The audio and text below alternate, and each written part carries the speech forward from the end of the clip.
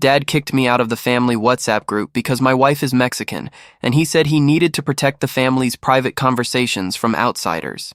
For 3 months, they organized barbecues, birthdays, and even my nephew's baptism without inviting me, while I continued depositing monthly the amount that was saving the house from foreclosure. I only found out I'd been removed when my cousin David called me, confused about why I wasn't responding to messages about my nephew's baptism. The baptism of a child I didn't even know existed until that phone call. I was sitting in my home office in Phoenix working on a cybersecurity audit when David's voice came through my headphones with genuine bewilderment. "Dude, your dad's been asking why you haven't RSVP'd for Tyler's baptism. Did you not see the messages?" he asked. I pulled up WhatsApp on my second monitor. The Morrison family group that had been there for 6 years was simply gone. Not archived, not muted, completely removed from my chat list. My hands stopped moving on the keyboard. Isabel, my wife, walked past my office door carrying laundry, her dark hair pulled back in a ponytail, completely unaware that my family had digitally erased me. "I'm not in the group anymore," I said slowly, my voice steady despite the acidic feeling spreading through my chest. David went silent for 3 full seconds. "What do you mean you're not in the group?" "I mean exactly that. Check the member list." I heard him tapping his phone. "Jesus Christ, you're really not there. When did this happen?"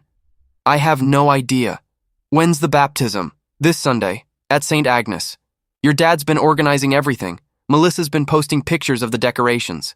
"How could you not know about your own nephew's baptism?" After David hung up, promising to find out what happened, I sat staring at my banking app. The transfer had gone through 3 days ago, just like it had every month for the past 4 years. $1,500 deposited into my parents' joint checking account.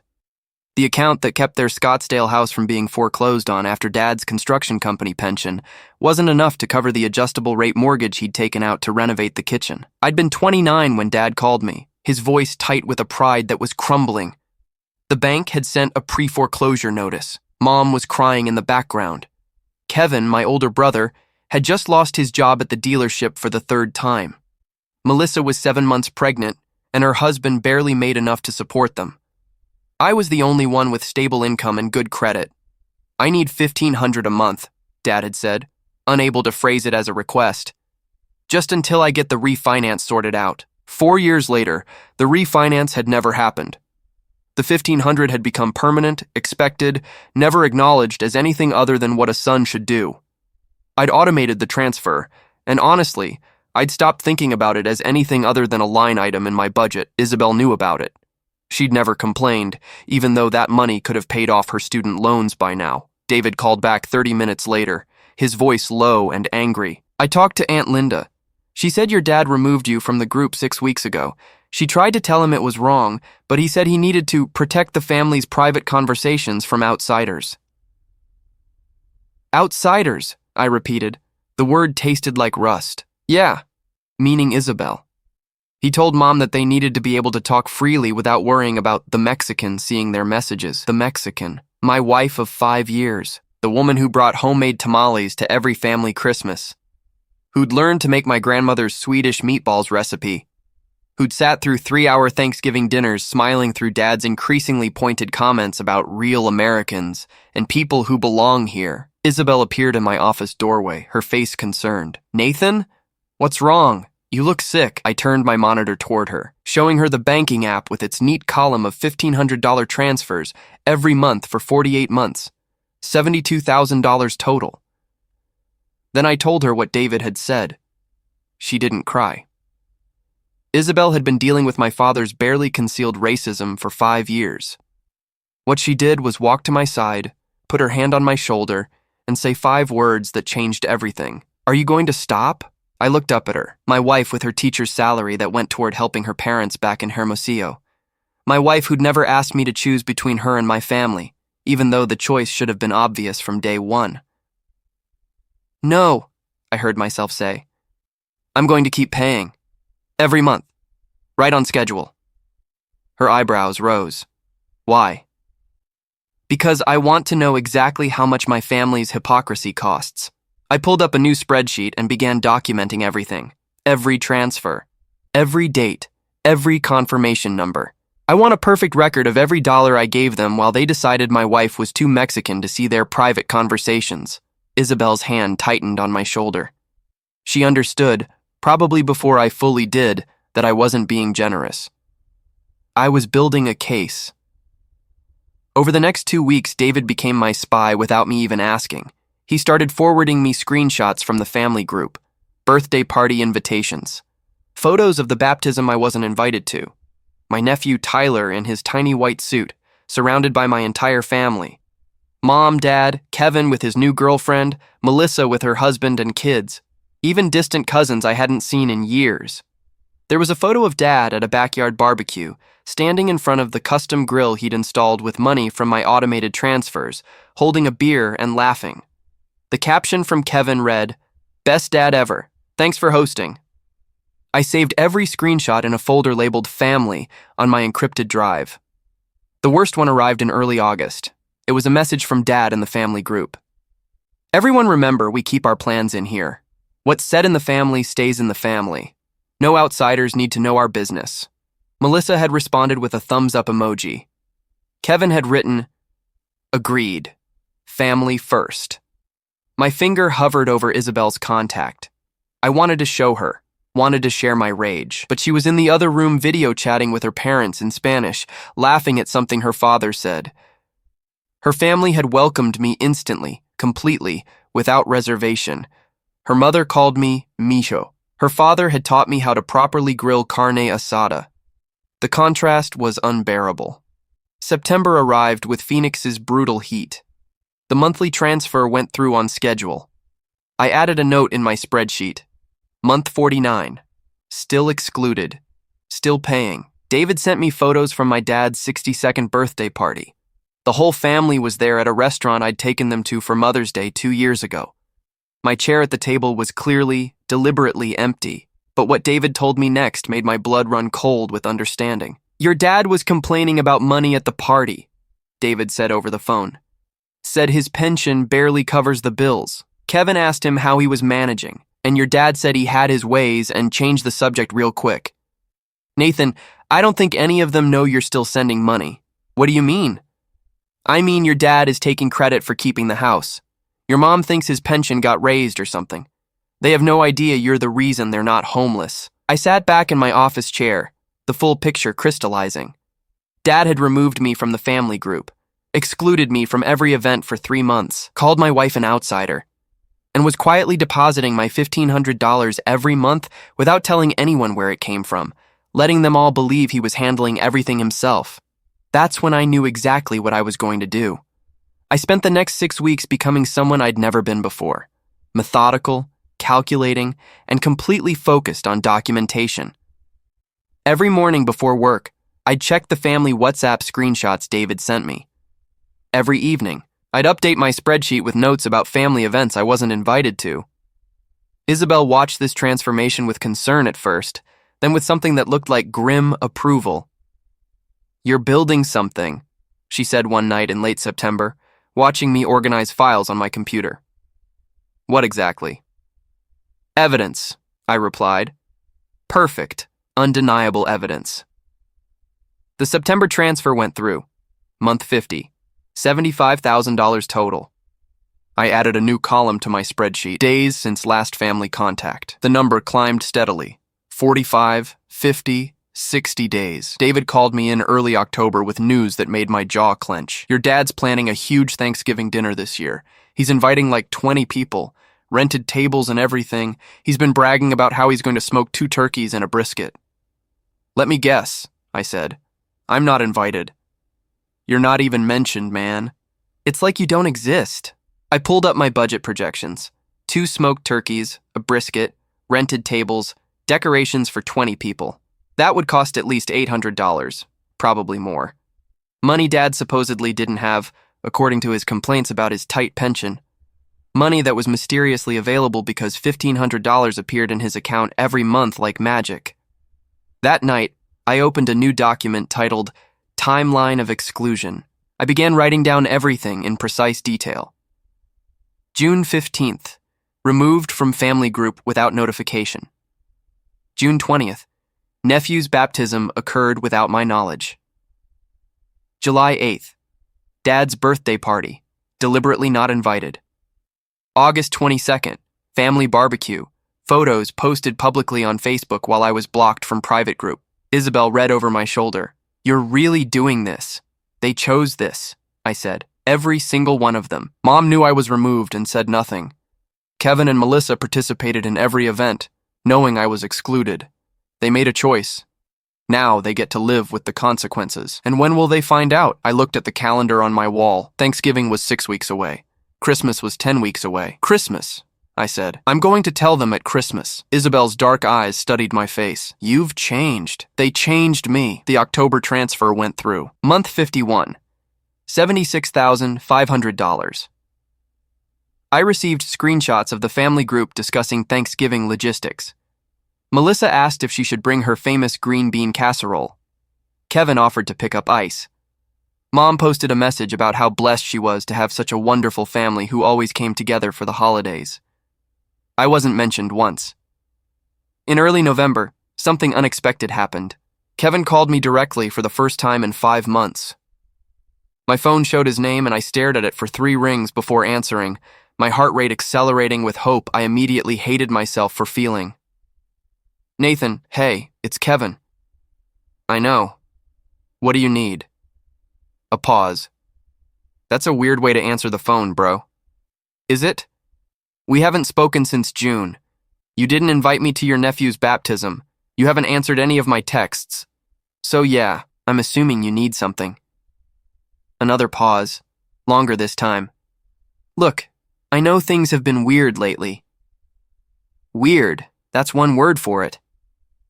Dad said you've been busy with work, that you haven't had time for family stuff. The lie was so casual, so complete that I almost laughed. Is that what he said? Yeah. Anyway, I'm calling because my transmission just died. The dealership quoted me $4,000 for repairs.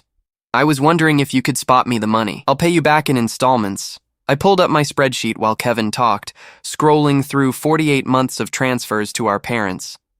Kevin had no idea about any of it. He thought Dad was independently solvent. He had no concept that I'd been keeping our parents' house out of foreclosure for 4 years while working my full-time job and building my own life. Kevin, when's the last time we had a conversation that wasn't you asking me for money? Come on, man.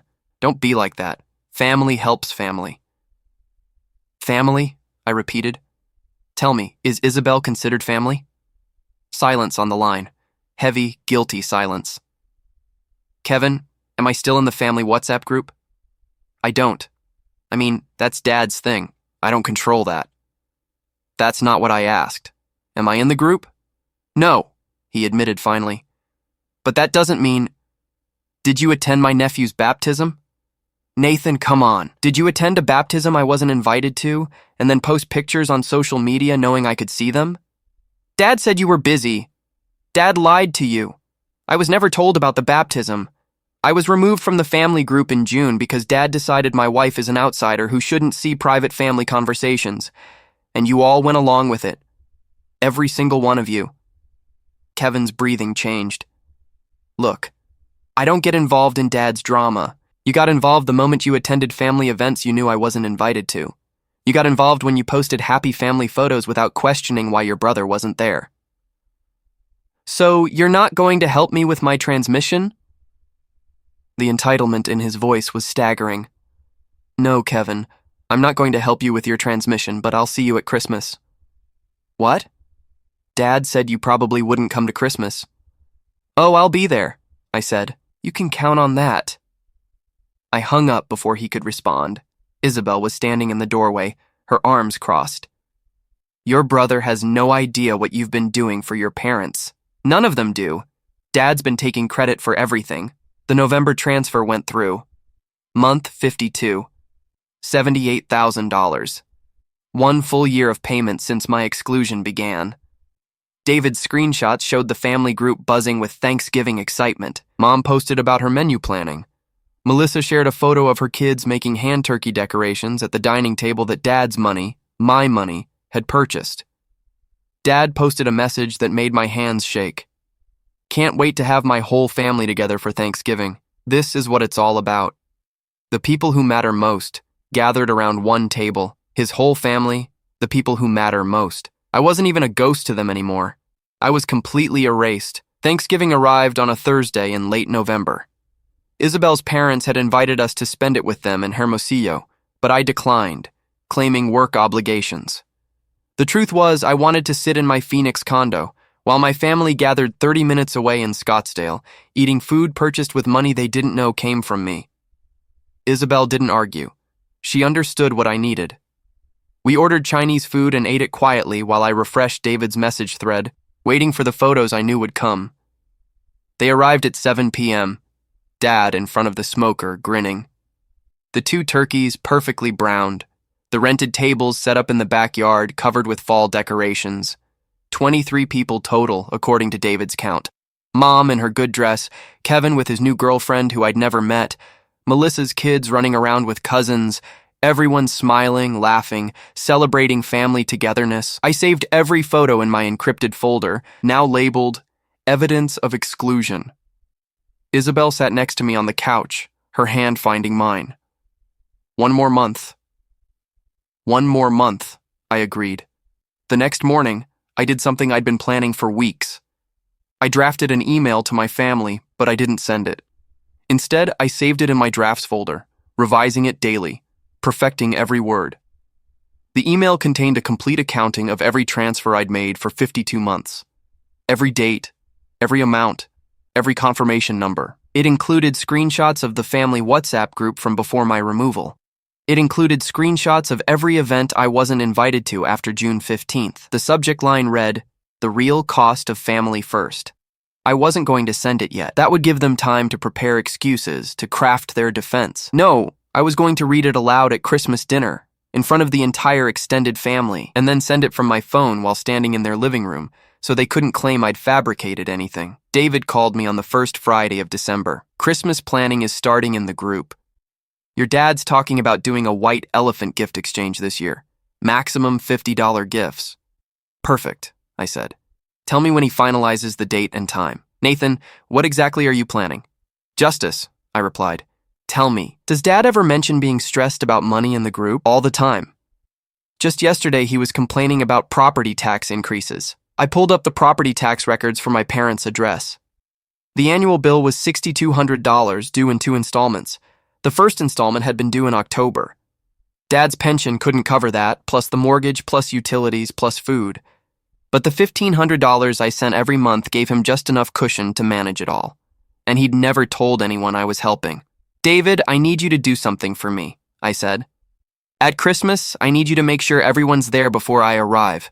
Text me when Dad's in the middle of opening presents or making a toast or something. I want maximum attendance. You're really going scorched earth on this. They went scorched earth on me first. They just didn't realize it because I kept watering their ashes with money. December crawled forward with agonizing slowness. The monthly transfer went through. Month 53. $79,500. David sent screenshots of Christmas planning. Mom wanted everyone there by 2 p.m. on December 23rd. Dad was planning his famous prime rib dinner. Melissa was organizing a cookie exchange. And then, 8 days before Christmas, David sent me a screenshot that made everything crystallize into perfect, terrible clarity. It was a message from Dad in the family group. Just want to say how grateful I am for all of you. Times have been tough financially, but we've managed to keep this house and keep this family together through hard work and sacrifice. I'm proud that we've never had to rely on anyone outside the family. We take care of our own. That's the Morrison way. Never had to rely on anyone outside the family. We take care of our own. I read the message 7 times, feeling something cold and final settle into my chest. This wasn't just exclusion anymore. This was theft. This was fraud. Dad was actively lying about the source of the money that kept their lives stable, taking credit for my sacrifice while erasing me from the family narrative. Isabel found me staring at my phone in the dark living room. What happened? I showed her the message. She read it twice, then sat down next to me. Nathan, you need to understand something. When you do this, there's no going back. You'll blow up your entire family. They already blew it up, I said. I'm just going to show them the crater they've been standing in for 6 months. Some of them might not have known the full extent of what your dad was doing.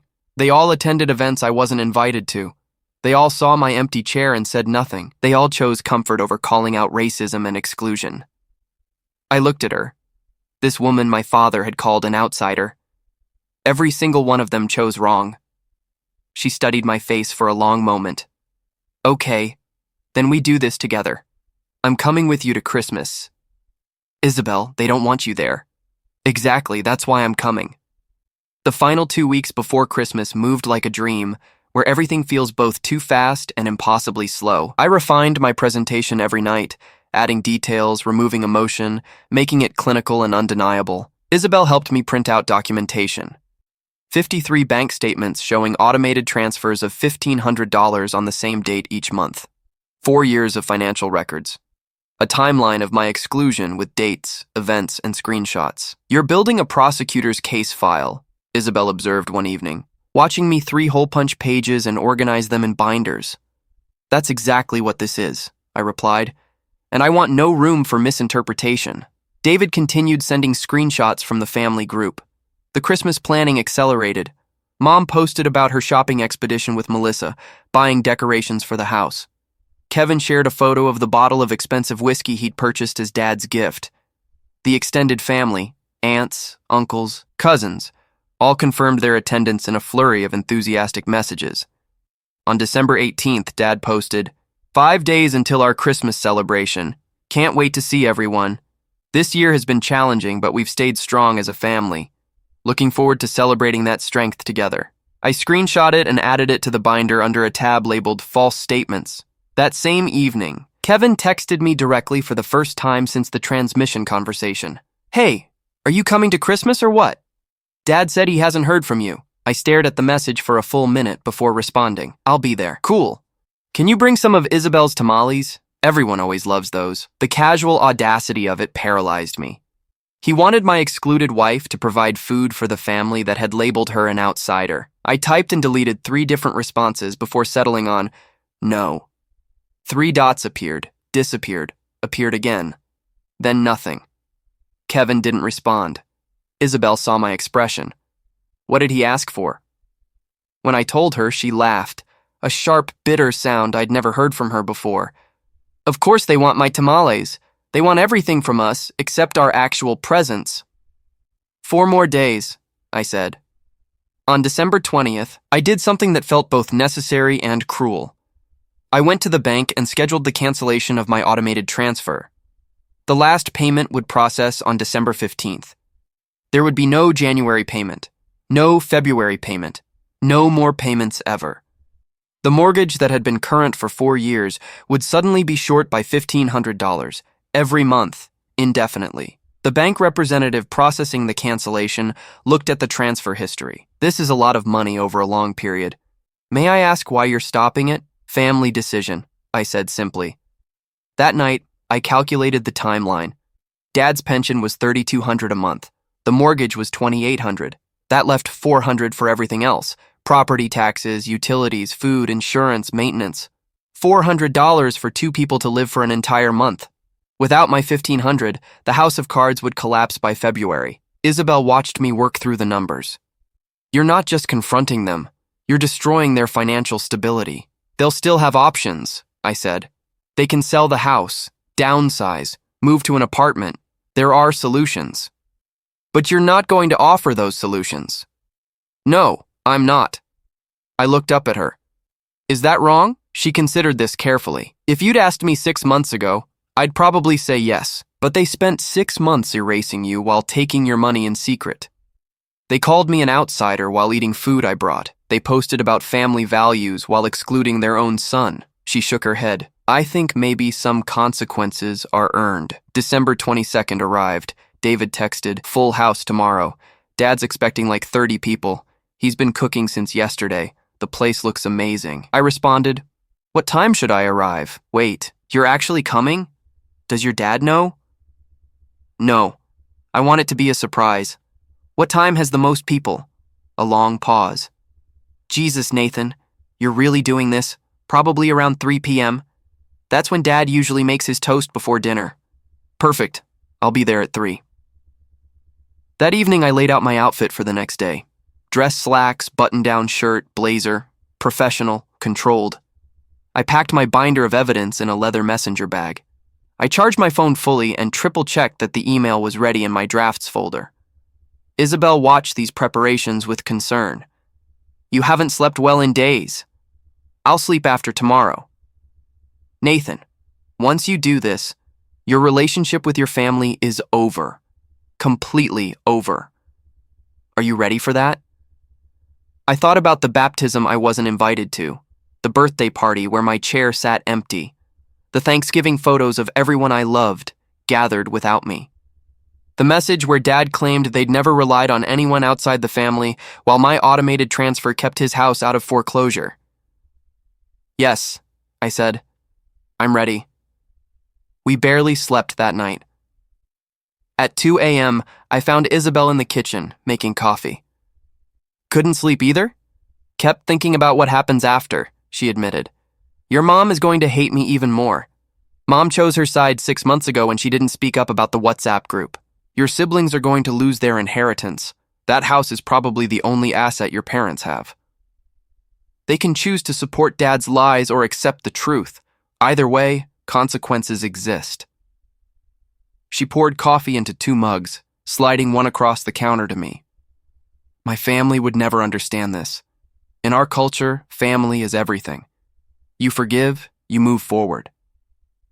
Your family would never have excluded me in the first place." "That's true." She sipped her coffee. "Okay, I'm with you. We do this together." December 23rd dawned clear and cold by Phoenix standards, 60 degrees with sharp blue sky. I showered, dressed, checked my phone obsessively. David sent updates throughout the morning. "People are starting to arrive, lots of cars in the driveway. Your dad's wearing his Christmas sweater, playing host." At 2:30, Isabel and I got in the car. The drive from Phoenix to Scottsdale took 35 minutes in light traffic. Neither of us spoke much. Isabel held my hand across the center console, her grip tight. At 2:55, we pulled onto my parents' street. The sight of it hit me harder than I'd expected. A dozen cars lining both sides of the road. Christmas lights wrapped around every pillar and rail of the house I'd grown up in. The house I'd been keeping out of foreclosure without anyone knowing. The house where, inside, my entire family was celebrating Christmas without me. My phone buzzed. "David, Dad's about to make his toast. Like 25 people here. Now or never." I looked at Isabel. "Last chance to change your mind." She shook her head. "Let's go." We walked up the driveway side by side. Through the front windows, I could see people moving around, laughing, holding drinks. Christmas music drifted out, muffled by the walls. I raised my hand to ring the doorbell, then stopped. "Actually," I said, "let's use my key." I'd never given back my house key. They'd never asked for it, probably because they'd mentally erased my existence so completely that they forgot I had one. I slid it into the lock, turned it, and pushed open the front door. The sound of Christmas music swelled. Laughter and conversation filled the air. The smell of prime rib and roasted vegetables. I stepped into the foyer with Isabel beside me, and for a moment, no one noticed us. The living room was packed with family members. I saw aunts, uncles, cousins I'd known my entire life. Everyone dressed festively, holding drinks, smiling. Then someone saw me, Cousin Julie. Her face went from cheerful to shocked, her mouth forming a perfect O. She nudged the person next to her, who turned and saw me. The reaction rippled through the room like a wave. Conversations stopped. Heads turned. The Christmas music suddenly seemed too loud in the growing silence. I saw Kevin near the fireplace, his arm around his girlfriend. His face went pale. I saw Melissa on the couch, holding one of her kids. Her expression shifted from surprise to something that looked almost like fear. I saw Mom in the kitchen doorway, her hand rising to her mouth. And then I saw Dad, standing in the center of the living room with a glass of wine raised, clearly interrupted mid-toast. His face went through several transformations: confusion, recognition, and then something harder: defensive anger. "Nathan," he said, his voice cutting through the silence. "What are you doing here?" I stepped fully into the living room, Isabel beside me, her presence deliberate and undeniable. I set my messenger bag on the coffee table with a soft thud that sounded like a gavel in the quiet room. "I'm here for Christmas, Dad," I said, my voice steady and clear. "You know, that family holiday we celebrate together? I brought some things I wanted to share with everyone." Mom moved forward from the kitchen. "Nathan, maybe this isn't the best time." "Actually, Mom, this is the perfect time. Everyone's here. The whole family, right? That's what Dad was just saying in his toast?" I looked directly at my father. "What were you toasting to? Family strength? Family values?" Dad's jaw tightened. "I don't know what you think you're doing, but this is inappropriate." "Is it? Is it inappropriate to show up to a family Christmas? Or is it only inappropriate when your son brings his Mexican wife?" I gestured to Isabel. "You remember Isabel, right? My wife of 5 years? The outsider who shouldn't see private family conversations?" Audible gasps around the room. Several people looked genuinely shocked, glancing between Dad and me. Aunt Marie, Dad's sister, spoke up. "Robert, what is he talking about?" I pulled my phone from my pocket. "I'm talking about being removed from the family WhatsApp group in June because Dad decided Isabel was a threat to family privacy. I'm talking about not being invited to my nephew's baptism, my dad's birthday party, Thanksgiving dinner, or any family event for 6 months." "That's not," Dad started. "I have screenshots," I interrupted, pulling up my photo gallery. "David's been forwarding them to me. Would you like to see?" June 15th, Dad posts about removing outsiders from family conversations. July 8th, birthday party photos without me. August 22nd, family barbecue. November 26th, Thanksgiving for 23 people while Isabel and I ate Chinese food alone. The room was completely silent now. Even the kids had stopped making noise. Mom looked like she might faint. Kevin was staring at the floor. Melissa had tears in her eyes, though I couldn't tell if they were guilt or fear. I unzipped my messenger bag and pulled out the 3-ring binder. But that's not even the interesting part. The interesting part is what I've been doing while all of this was happening. Dad's face changed. Something flickered in his eyes. Panic, maybe, or the first dawning realization of what was coming. See, even though I was excluded from every family event for 6 months, I continued doing something very specific, something I've been doing for 4 years. I opened the binder to the first page. This is a bank statement from December 2020. It shows an automated transfer of $1,500 from my account to a joint checking account belonging to Robert and Linda Morrison. That's you, Mom, and Dad. I pulled out the next page. Here's January 2021, another $1,500, February, March, April. I started laying pages on the coffee table, one after another, creating a paper trail across the surface. 53 consecutive months of $1,500 transfers. That's $79,500 total. Someone gasped. Multiple people, actually. I heard someone whisper, "Oh my God." Mom's voice was barely audible. "Nathan, please." "Wait, I'm not done with the interesting part." I pulled out my laptop from the messenger bag, opened it, and turned it so everyone could see the screen. "This is your mortgage history. Dad, public record, very easy to access.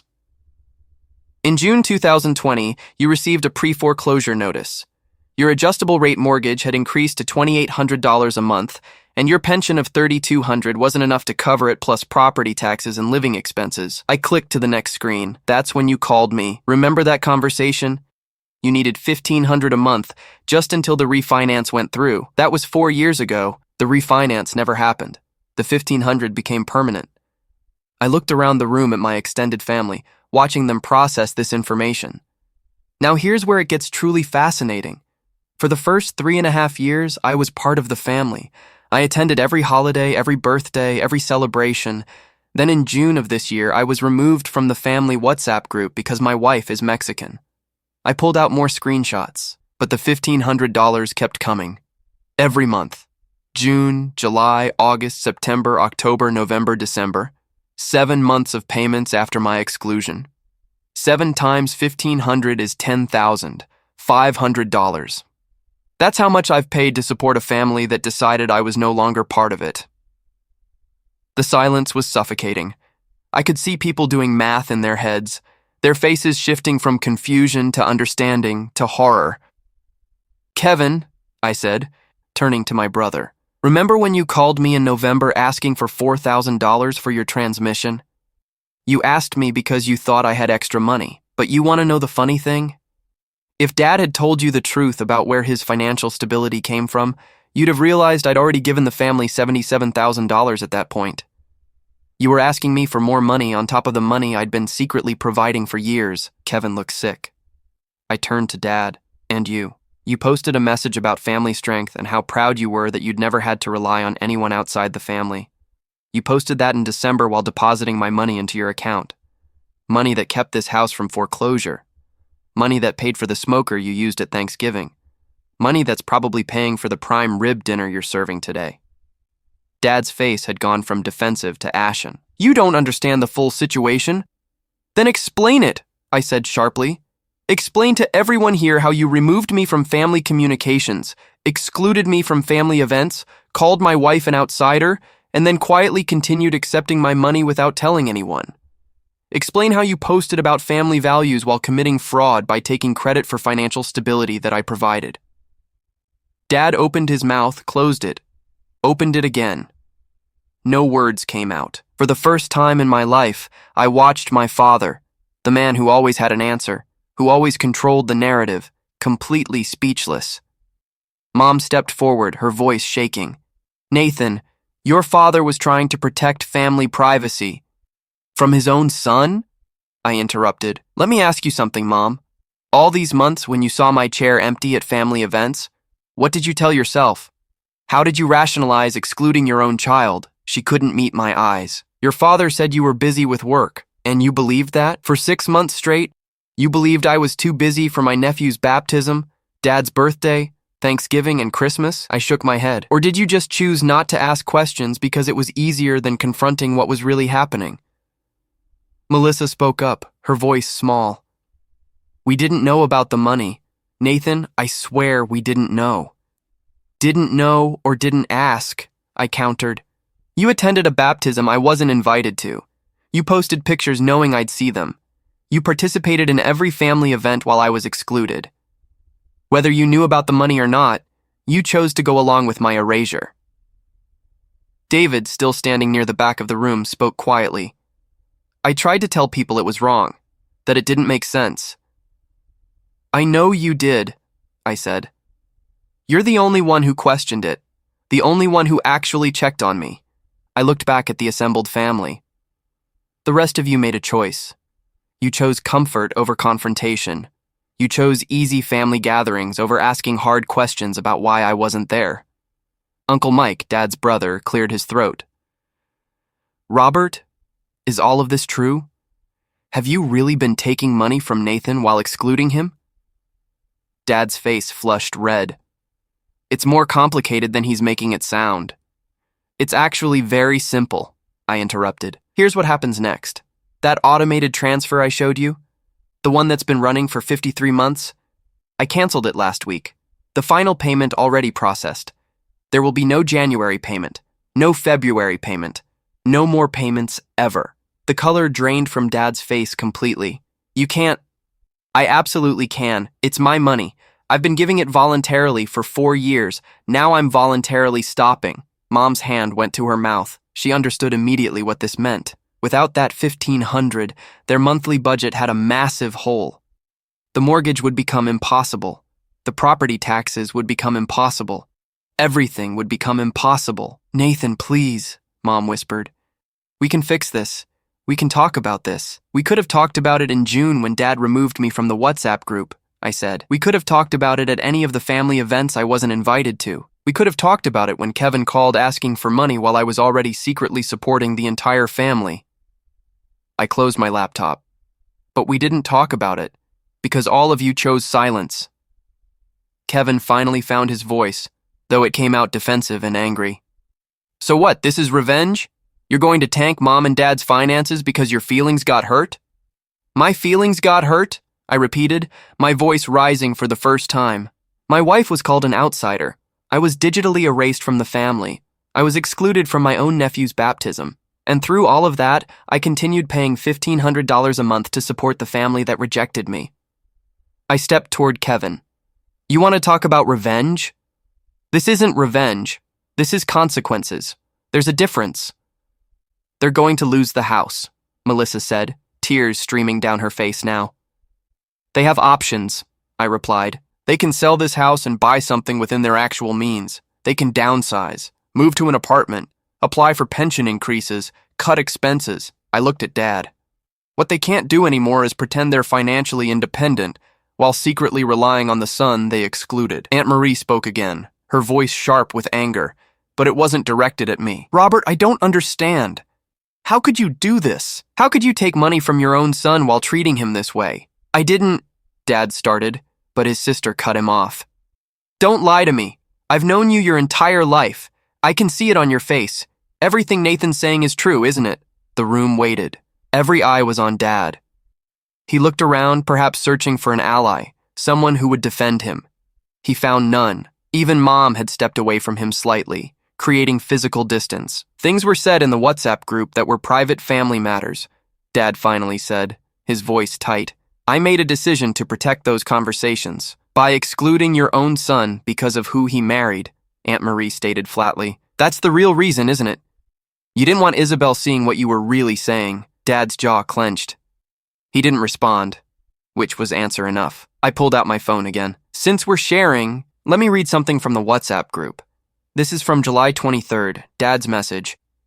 Times are changing, but we don't have to change with them. This family has values and we need to protect them. Sometimes that means making hard choices about who gets a voice at our table. Gasps and murmurs rippled through the room.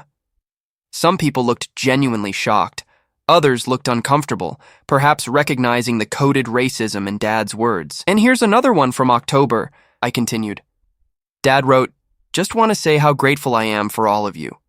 We've managed to keep this house and keep this family together through hard work and sacrifice. I'm proud that we've never had to rely on anyone outside the family. I looked up from my phone. He wrote that while my $1,500 transfer was processing, while I, the excluded son, was literally keeping his house from foreclosure. Uncle Mike shook his head slowly. Robert, this is shameful. Truly shameful. Kevin tried one more defense. Okay, but Nathan, you didn't have to keep sending the money if you were so upset about being excluded. You're right, I agreed. I could have stopped in June, but I wanted to know exactly how far this would go. I wanted perfect documentation of every dollar I gave while being treated like I didn't exist. I wanted to see if anyone would notice, if anyone would ask questions, if anyone would realize that Dad's financial stability didn't add up mathematically. I gestured around the room. No one did. You all just accepted the comfortable fiction that Dad was handling everything. Isabel, who had been silent beside me this entire time, finally spoke. Her voice was quiet, but clear. I want you all to know something. Nathan didn't tell me he was going to do this. He didn't ask my permission to cancel the payments. When he told me what he was planning, I asked him if he was sure. He said yes. And you know what? I'm proud of him. She looked around the room, meeting eyes that wouldn't hold her gaze. You called me an outsider. Some of you barely spoke to me at family events even before this. But I spent 5 years trying to be part of this family. I learned your recipes. I brought food to your celebrations. I smiled through comments about real Americans and people who belong here. Her voice strengthened. My family welcomed Nathan from day one. They call him family without qualification. So when he tells me he's done financially supporting people who treat us both as less than, I support that decision completely. The silence after her words was profound. Shame was visible on multiple faces. Good people who hadn't participated in Dad's decision, but also hadn't challenged it, who'd accepted exclusion as normal to avoid family conflict. Dad finally spoke, and what came out was revealing in its desperation. Fine, you've made your point. You've embarrassed me in front of everyone. Is that what you wanted? Now are you going to keep helping with the mortgage or not? The entitlement in his question was staggering. After everything, his primary concern was whether the money would continue. No, I said simply. I'm not. So you're just going to let us lose our house? I'm going to stop preventing you from losing a house you can't afford. There's a difference. I started putting my documentation back into the messenger bag. You made choices, Dad. You chose to exclude me. You chose to take my money secretly. You chose to lie to the family about your financial situation. Now you get to live with those choices. Mom was crying openly now. Nathan, please, we can fix this as a family. We stopped being family in June. I said. You all decided that. I'm just accepting your decision and acting accordingly.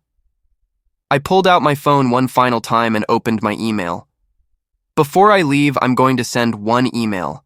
It contains everything I've shown you today, all the bank records, all the screenshots, the timeline of my exclusion, Dad's messages about family values, and my final accounting of $79,500 given to support people who erased me. I looked around the room. I'm sending it to everyone on the Morrison family email list, not as revenge, as transparency. So there's no confusion about what happened here and why. Nathan, don't, Dad started, but I was already hitting send. Too late, it's done. I shouldered my messenger bag. Merry Christmas, everyone. Isabel and I walked toward the door. Behind us, the silence was beginning to break. Voices rising, questions being thrown at Dad, family members pulling out their phones to check their email. I heard Aunt Marie's voice, sharp and angry. Robert James Morrison, you have destroyed this family. At the door, I turned back one more time. One more thing. In February, when your mortgage payment bounces because you don't have my $1,500, you're going to realize exactly how much I was contributing to your life. You're going to panic. You're going to call me, probably. Maybe you'll try to apologize. Maybe you'll try to guilt me. I paused. Don't bother. My number is blocked for all of you except David. Whatever happens from here, you handle it yourselves. Like real family does, we drove away in silence, Isabel's hand gripping mine across the console. Neither of us looked back at the house. My phone, which I'd placed in the cup holder, began vibrating incessantly. Calls, texts, emails flooding in. I ignored all of it. 5 minutes into the drive, Isabel let out a breath she seemed to have been holding for an hour. That was the most brutal thing I've ever witnessed. Was it wrong? I asked, my hand steady on the wheel despite the adrenaline still coursing through me. No. It was necessary. There's a difference. She squeezed my hand tighter. How do you feel? I considered the question carefully. How did I feel? The family I'd known my entire life had just imploded in spectacular fashion. I'd publicly destroyed my father's reputation and deliberately ensured my parents would face serious financial consequences. I'd done it methodically, with documentation and planning, without yelling or losing control. I feel clear, I said finally. For the first time in 6 months, I feel absolutely clear. My phone continued vibrating. A call from Kevin, a text from Melissa, another call from a number I didn't recognize, probably an aunt or uncle. I let them all go to voicemail. David texted, "Holy shit, Nathan. The house is in chaos. Your dad is trying to claim you're lying, but everyone's reading the email. Your Aunt Marie is destroying him. Are you okay?" I typed back, "I'm good. Thanks for having my back. Take care of yourself in there. Your mom is asking if there's any way to fix this. Tell her there isn't. This is done." Isabel read the exchange over my shoulder. "Do you think any of them will actually understand why you did this?" "Some of them already do. Did you see the faces in that room? Some people were genuinely shocked. They had no idea what Dad had been doing. Those people might eventually understand." I merged onto the highway back to Phoenix. But Dad, Kevin, probably Melissa, they'll never get it. They'll make me the villain in their version of this story. Can you live with that? I have to. The alternative was continuing to be erased while funding their lives. That wasn't sustainable. We spent that evening at home, ordering pizza and deliberately not checking my phone. Isabel's parents called from Hermosillo, concerned after Isabel texted them a brief summary of what had happened. Her father's voice came through the speaker, warm with support. "Mijo, you did the right thing. Family means nothing if there's no respect." The next morning, Christmas Eve, I finally looked at my phone. 73 missed calls, over 200 text messages, 56 emails. I scrolled through them clinically, reading select messages. From Kevin, "You destroyed our family over pride. Dad made mistakes, but you're worse. Mom is devastated. Hope you're happy." From Melissa, "I didn't know about the money. I didn't know. Please don't punish Mom for Dad's mistakes. We can fix this if you'll just talk to us." From an aunt I barely knew, "Your father has been bragging about his financial management for years. Now we know it was all lies. You should have exposed him sooner." From Uncle Mike, "Your father and I had a long conversation last night. He's admitted to poor judgment. The family is fractured. I don't know if this can be repaired, but I want you to know I understand why you did it." From Mom, sent at 4 in the morning, "Nathan, I am so sorry. I should have spoken up in June. I should have questioned your father. I chose the easy path and lost my son. I understand if you can't forgive me. I'm not sure I can forgive myself. That last message sat heavy in my chest. Mom's apology felt genuine in a way nothing else had, but it also felt insufficient. 6 months of silence, of complicity, couldn't be erased by one late-night text. Isabel read it over my shoulder. Are you going to respond to her? Not yet. Maybe not ever. I don't know. On December 26th, David called. You need to know what's happening. Your dad is telling everyone who'll listen that you're vindictive and ungrateful. He's claiming the money was a loan that he was planning to pay back. He's saying you ambushed him at Christmas as psychological warfare. Is anyone believing him? Some people are. Your brother is backing his version completely, but a lot of the family isn't. Your Aunt Marie has been calling relatives and sharing the email you sent. The documentation is pretty damning, Nathan. Bank records don't lie. What about Mom? She's barely speaking. Stays in her room mostly. I think she's genuinely devastated. And the house situation? David hesitated. They're trying to figure out options. Your dad called the bank to see about refinancing, but without your income to add to the application, they don't qualify. He's looking at downsizing possibilities, but everything in their price range is in rough areas, and your mom is refusing to consider it. That's not my problem anymore, I said, and meant it. January arrived with Arizona's brief winter. The first mortgage payment without my $1,500 came due. I didn't know if my parents managed to cover it somehow. Sold something, borrowed from someone, dipped into retirement savings. I didn't ask. David stopped sending updates unless I specifically requested them, respecting the boundary I'd set. Isabel and I spent New Year's Eve with her family in Hermosillo. Her parents' home was filled with warmth, laughter, food, and unconditional acceptance. Her father toasted to family. Real family, he specified, the kind built on respect and love rather than obligation and blood. As midnight approached and fireworks lit the sky over the city, Isabel pulled me aside on the patio. Do you regret it? She asked. Any of it? I thought about the question seriously, examining my feelings with the clarity that distance had provided. I regret that it was necessary. I regret that my family chose the path they chose. But do I regret my response? No, not even a little. Good, she said, and kissed me as fireworks exploded above us. February brought the consequences I'd anticipated.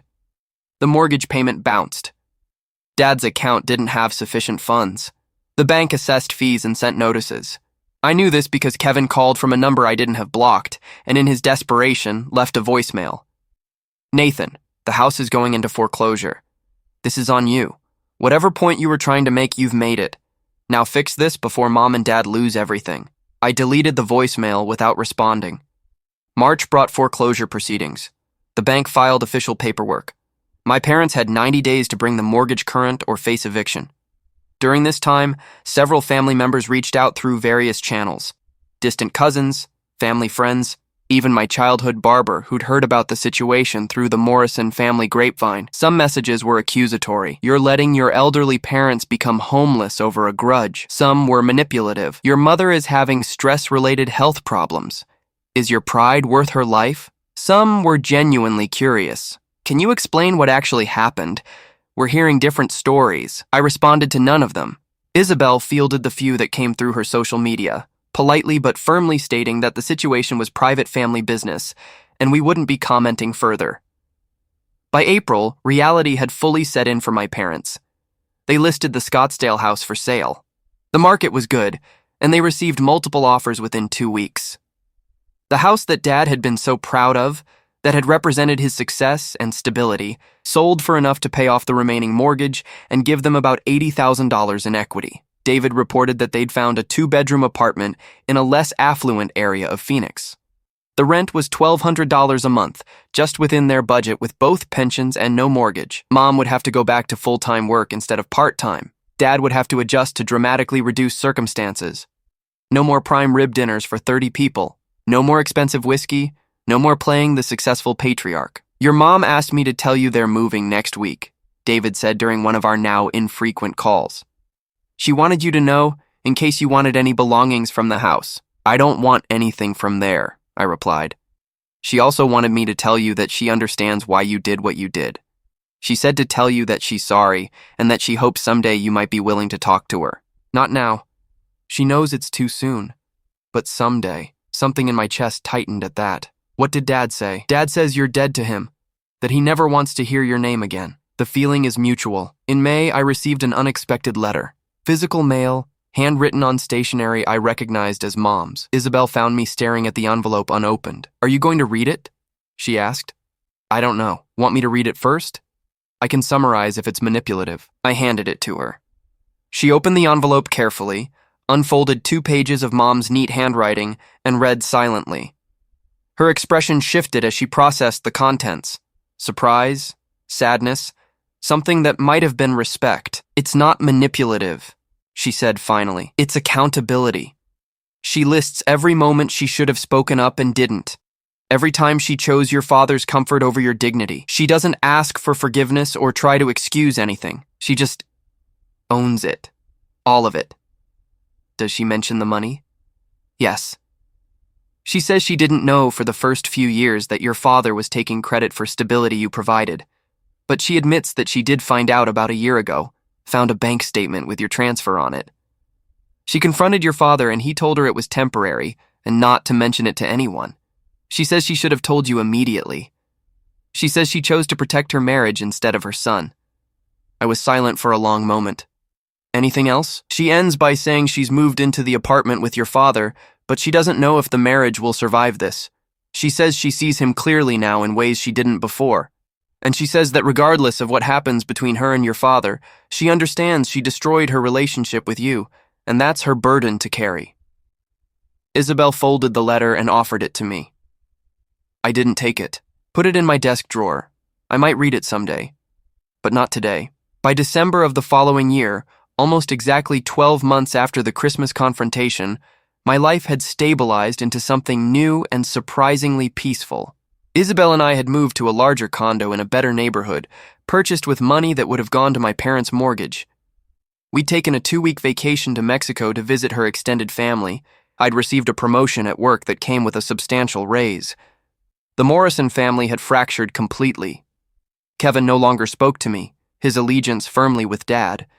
Melissa had sent a few tentative messages through David over the months, mostly asking if I was okay, never quite apologizing, but also never defending what had happened. I responded to none of them.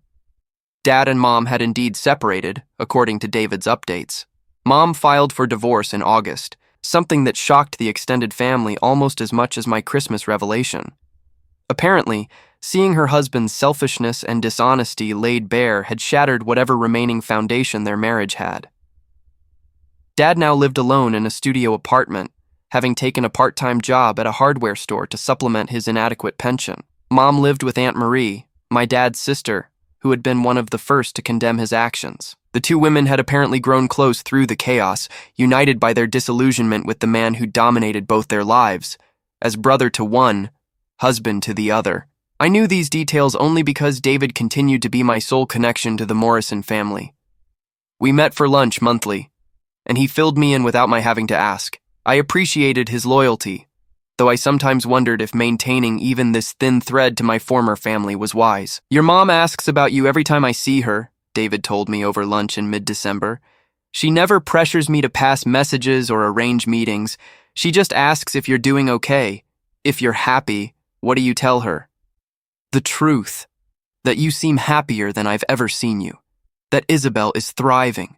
That you're both doing really well without the family drama. He paused. She cries when I tell her that.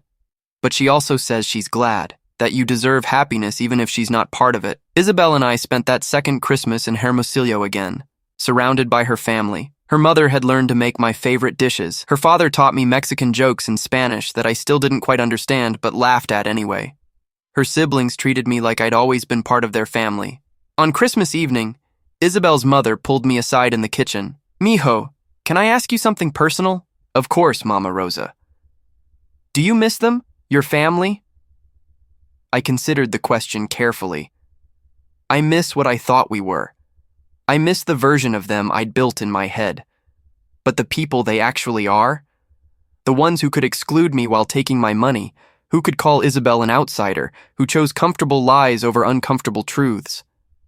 I shook my head. No. I don't miss those people at all. She patted my cheek with warm affection. Good. You deserve family who chooses you every day, not just when it's convenient. As the new year approached, I received one final communication from my old life. An email from Uncle Mike, Dad's brother. The subject line read, "You should know." The email was brief. "Nathan, your father had a heart attack 3 days ago. He's stable, but it was serious. The doctors say it was stress-related. Financial pressure, the divorce, isolation. Your mother visited him at the hospital despite everything. Melissa and Kevin have been there daily. I'm telling you this not because I expect you to do anything about it, but because you have a right to know. Whatever you decide, I respect your choice. Uncle Mike." I stared at the email for a long time. Isabel read it over my shoulder, her hand coming to rest on my back. "What are you feeling?" "Nothing," I said. And it was true. The news that Dad had suffered a heart attack produced no emotional response in me. No guilt, no satisfaction, no sadness, just nothing. Is that wrong? I don't think feelings can be wrong. They just are. I'm not going to visit him. I know. People will say I'm heartless. People already say that. What's a few more opinions? I closed the email without responding. Whatever happened to my father from this point forward would happen without my involvement. He'd said I was dead to him. The feeling was mutual, and a medical emergency didn't change that fundamental truth. Days later, David called with an update. "Your dad's recovering. He's going to be okay physically, but the heart attack kind of broke something in him. He's been trying to call people, make amends. Called me apologizing for not seeing clearly about what he did to you. Called your Aunt Marie saying he made mistakes. Pretty much everyone is telling him it's way too late for apologies. Is he trying to contact me? He asked me for your number. I told him I wouldn't give it without your permission. Don't give it. I meant what I said. We're done." That's what I figured, but I had to ask. David paused. "Your mom hasn't tried to use this as an excuse to contact you. She actually told your dad that his heart attack doesn't erase what he did, and that he needs to accept he destroyed his relationship with you permanently. She's been surprisingly strong about boundaries." That information settled something in me. Mom's consistent respect for the wall I'd built between us, her refusal to use her ex-husband's medical crisis as leverage for reconciliation, it suggested genuine understanding of the damage that had been done. It didn't heal anything, but it was noted. Spring arrived, bringing Arizona's intense heat and the anniversary of the most transformative period of my life. Isabel and I were sitting on our patio one evening, watching the sunset paint the sky in violent shades of orange and purple, when she asked, "If you could go back to last June knowing everything that would happen, would you do it differently?" Which part? Would I have confronted them sooner? Any of it. All of it. I thought about the binder of evidence I'd compiled, the Christmas confrontation, the cold satisfaction of watching comprehension dawn on their faces as I laid out exactly what they'd been doing, the complete severance of ties with people who'd known me my entire life. "No," I said firmly. "I wouldn't change anything. They needed to face consequences. Real, permanent consequences. Not forgiveness and second chances and family therapy sessions where everyone cries and promises to do better. Actual consequences. Your dad had a heart attack. Those are pretty permanent consequences." "Self-inflicted," I countered. The stress he felt was from facing the reality of his actions. I didn't cause his heart attack. His choices did. His lies, his racism, his fraud. Those caused his stress, which caused his heart attack. I just refused to keep enabling the system he'd built. Isabel nodded slowly. "You know what I respect most about what you did? You never wavered. Not once in 18 months have you expressed regret or doubt. You decided what you were worth and you stuck to it. They took $79,500 from me while treating me as expendable. The least I could do was stop being expendable. As summer deepened and the second anniversary of my exclusion approached, I realized I rarely thought about the Morrison family anymore. They'd become like a story I'd heard about someone else. Interesting in its drama, but distant and emotionally irrelevant. I'd built a new life, a better life, with people who actually valued me. My chosen family now consisted of Isabel's relatives, work colleagues who'd become genuine friends, David and his wife, and Tyler, a coworker who'd experienced similar family estrangement and understood the specific grief of losing people who were supposed to be permanent. We celebrated holidays together, supported each other through professional challenges, and built the kind of relationships that my blood relatives had proven incapable of maintaining. In August, I received an email from a lawyer representing my mother. The subject line read, "Estate planning information." My stomach tightened instinctively. Was Mom sick? Dying? The email explained that Mom was updating her will and wanted me to know that I was listed as a beneficiary. The lawyer emphasized that this notification carried no obligation and that Mom had specifically requested no response be expected or required. The email included one personal note from Mom, relayed through the lawyer. "I want you to know you're provided for, even though I know material things don't repair broken relationships. This isn't an attempt to buy forgiveness or force contact. It's simply making sure you're taken care of, as I should have done all along. I hope you're happy. Nathan." "You deserve happiness. Linda." Isabel read the email and observed, "She's really learned boundaries. That's growth. It doesn't change anything." "I know, but you can acknowledge growth without having to forgive or reconcile." She was right. Mom's consistent respect for my boundaries, her refusal to use medical scares or legal matters as leverage for contact, her apparent genuine acceptance of permanent separation. It demonstrated learning, even if that learning came too late to matter. By the time December arrived for the third time since the confrontation, I'd completely rebuilt my life's foundation. The hole where the Morrison family used to be had been filled with better materials, people who chose me actively, repeatedly, without conditions or requirements. On Christmas Eve, Isabel and I hosted dinner at our condo for our chosen family, her siblings visiting from Mexico, David and his wife, Tyler and his partner, and several work friends. The table was crowded, loud with laughter and conversation in both English and Spanish. Someone made a toast to families we choose, and everyone cheered. Later, as we cleaned up, Isabel said, "You know what I realized tonight? You never mention them anymore. Your birth family. They used to take up so much space in your thoughts and now they're just gone. Is that cold? No, it's healthy. You gave them every chance to do right by you. They chose wrong repeatedly. At some point, cutting losses isn't cruelty. It's self-preservation." I thought about Dad alone in his studio apartment, about Kevin still defending indefensible behavior, about Melissa's half-hearted attempts at fence mending, about Mom living with the consequences of choosing her husband over her son until it was too late. I felt no satisfaction in their diminished circumstances, but no guilt either. Just the neutral acknowledgement that people who make destructive choices face destructive results. The Morrison family had imploded not because I'd exposed them, but because their foundation was always rotting, built on conditional acceptance, financial dishonesty, and the kind of casual racism that families tell themselves doesn't really count as racism. I'd simply pulled back the curtain and forced everyone to see what was already there. Some family members had chosen differently after seeing clearly.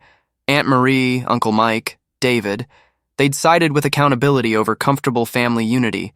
Others had doubled down, choosing to blame the messenger rather than face the message. That was their choice to make, and their consequence to live with. As for me, I'd learned the most important lesson of all. Family is not defined by blood or obligation. It's defined by respect, chosen daily and demonstrated through actions. The Morrison family had stopped being family the moment they decided I was expendable. Everything that followed was just accepting that reality and acting accordingly. 3 years later, I'd built something better from the rubble of that demolished foundation. I had a wife who valued me completely, in-laws who treated me like a son without qualification, friends who showed up consistently, and a life that felt authentic rather than obligatory. The Morrison family name meant nothing to me now, except as a reminder of what I'd survived and overcome. I never did read Mom's letter, still sitting in my desk drawer. Maybe someday I would, maybe someday I wouldn't. It didn't matter either way.